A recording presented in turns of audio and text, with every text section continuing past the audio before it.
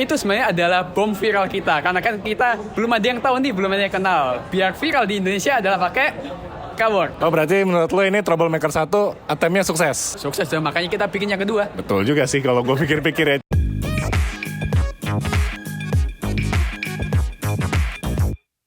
Halo Wibu Denial, sekarang kita ada di Grebek Wibu, tapi bukan ngegerebek Wibu, tapi mau ngegerebek developer ya. Kita sekarang lagi ada di G2G atau Gamers to Gamer, eventnya dari Lazy Monday. Dan kali ini gue ada kesempatan untuk ngegerebek satu developer yang cukup terkenal. Kenapa terkenal? Karena bikin game Troublemaker atau Para Kaco. Kita nanti bakal main ke stand-nya Para Kaco atau Troublemaker, yaitu stand-nya Gamecom. Dan kita akan wawancara sama yang punya game. Mau tahu serunya gimana? Ikutin aja kali ya. Halo, pertama gue mau nanya nih, kita lagi ada sama siapa? Sama Nanda Gamecom, dari Gamecom Team Studio yang bikin Troublemaker 2. Dan kali ini gue mau nanya beberapa pertanyaan nih bang. Bisa kasih tahu nggak Gamecom ini apaan sih? Tahu-tahu muncul game Troublemaker ngomong-ngomong keyword. Oke, jadi basically Gamecom adalah studio game developer kita. Nah, kita ya basically bikin game. Intinya gitu. Nah, masalah keyword itu sebenarnya adalah bom viral kita. Karena kan kita belum ada yang tahu nih, belum ada yang kenal. Biar viral di Indonesia adalah pakai K-word. Gitu. Yang penting ini ya, berarti pakai apa? Pakai Viral dulu. viral dulu katanya. Oke, sip. Oke, sekarang gue mau fokus nih ya ke Troublemaker. Reaksi lo nih ngelihat performance-nya Troublemaker dan reaksi-reaksi penonton apa segala macam. Apalagi lo sampai digoreng habis-habisan sama beberapa orang di kalangan developer. Gimana tuh reaksi lo? Sendiri ya? Oke, kalau pribadi sebenarnya ini sesuai ekspektasi kita ya. Kan awal kita tuh beneran pengen viral dulu pakai game pertama kita. Makanya emang kita harus bikin game pertama kita, Troublemaker yang pertama itu se-viral mungkin, se-chaos mungkin biar kita dapat penonton dulu nih, dapat pemain-pemain dulu, dapat pembeli dulu, baru kita dapat semua feedback, dapat semua masukan, kritik, saran sebagainya. Oke, kita udah tahu nih saatnya dari game developer action yang lebih oke, makanya kita langsung gas jadi yang kedua. Jadi kayaknya ya sesuai ekspektasi sih kalau boleh jujur.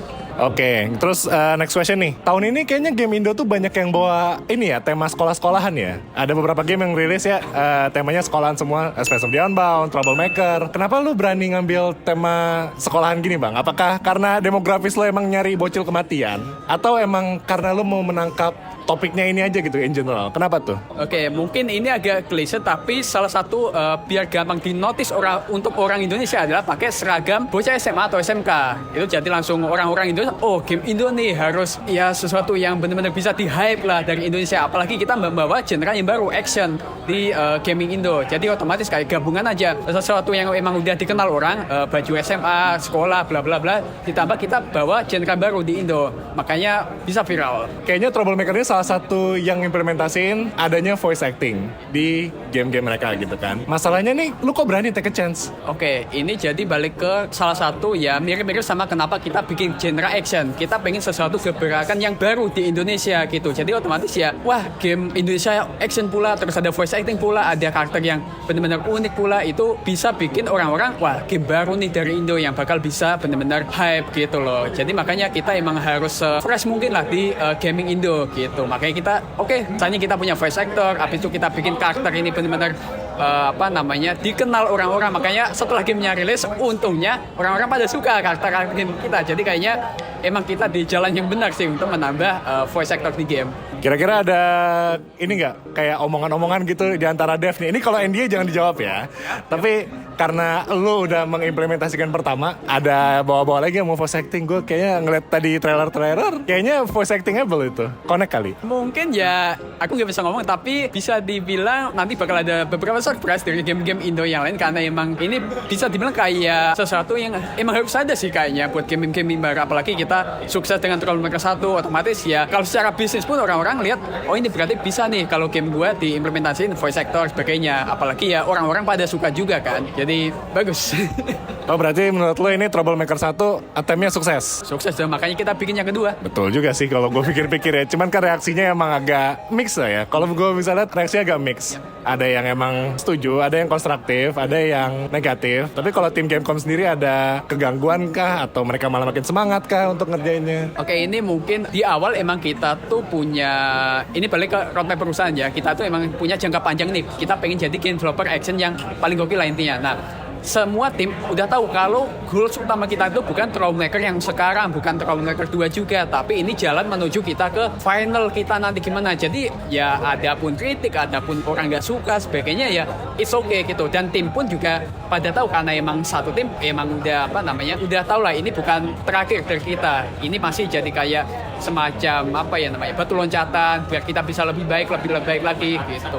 Nah itu berarti udah ngomong kayak tadi, gue nanya nih sneak peeknya nih buat Troublemaker 2 nih, apa sih yang lu bener-bener cari goal buat improve? Oke, simpelnya adalah Troublemaker pertama adalah game action pertama kita. Troublemaker kedua, game open world pertama kita. Secara simpel itu, tapi tentunya kalau mau lebih luas lagi, semua feedback, semua kritik, saran itu semoga kita bisa diimplementasiin di yang kedua supaya ini benar-benar game yang bisa dibanggain lah buat Indonesia. Apalagi mengingat Troublemaker juga udah udah sukses, udah pada kenal. Ya kita berharap di kedua lebih jauh lagi dikenalnya.